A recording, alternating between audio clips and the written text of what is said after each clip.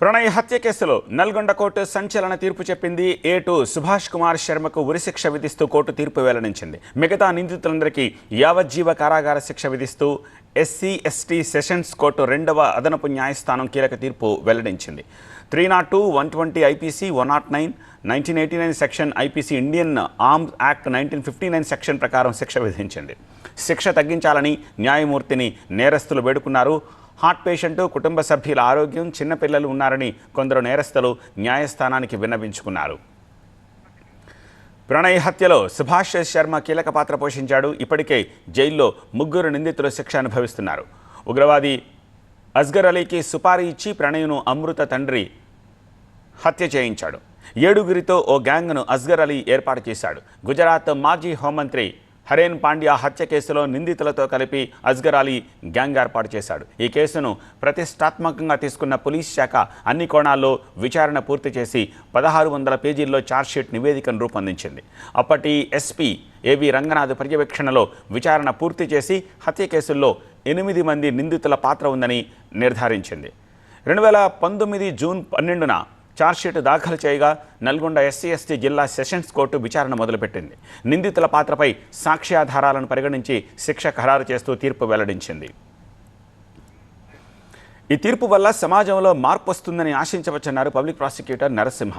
ఛార్జ్షీట్లోని అభియోగాలను సక్సెస్ఫుల్గా నిరూపించగలిగామన్నారు. అన్ని ఆధారాలను కోర్టుకు సమర్పించారని, నిందితులకు హైకోర్టులో కూడా బెయిల్ రాకుండా అడ్డుకున్నారని చెప్పారు.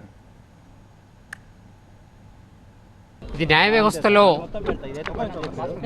ఒక కీలకమైన తీర్పుగా దీన్ని పేర్కొనవచ్చు. ఈ తీర్పు వల్ల సమాజంలో మార్పు వస్తుందని చెప్పి ఆశిస్తూ ఉన్నాము.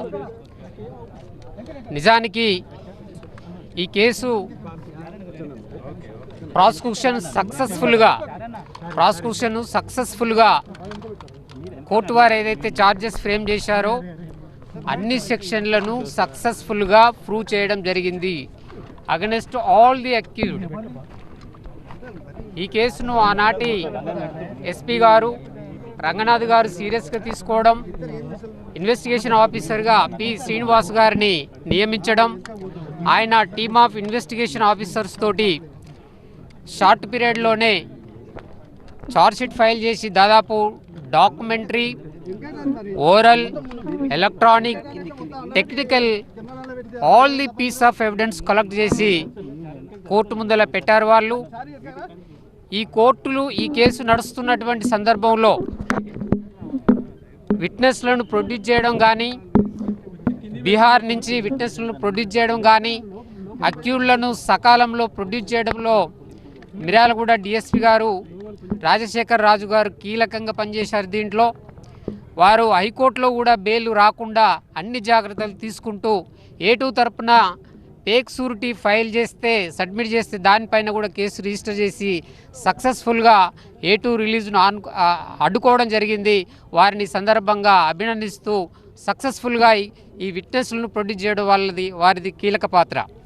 అట్లాగే రంగనాథ్ గారు కూడా చాలా సిన్సియర్గా ఈ కేసును ఆనెస్ట్ ఇన్వెస్టిగేషన్, నాకు తెలిసి జ్యుడిషియల్ ప్రాసెస్లో కానీ ఇన్వెస్టిగేషన్ ఏజెంట్స్లో కానీ ఇంత అద్భుతమైనటువంటి ఛార్జ్షీట్ ఫైల్ చేయడం అంటే చాలా హానెస్ట్ ఇన్వెస్టిగేషన్ జరిగిందని చెప్పవచ్చు.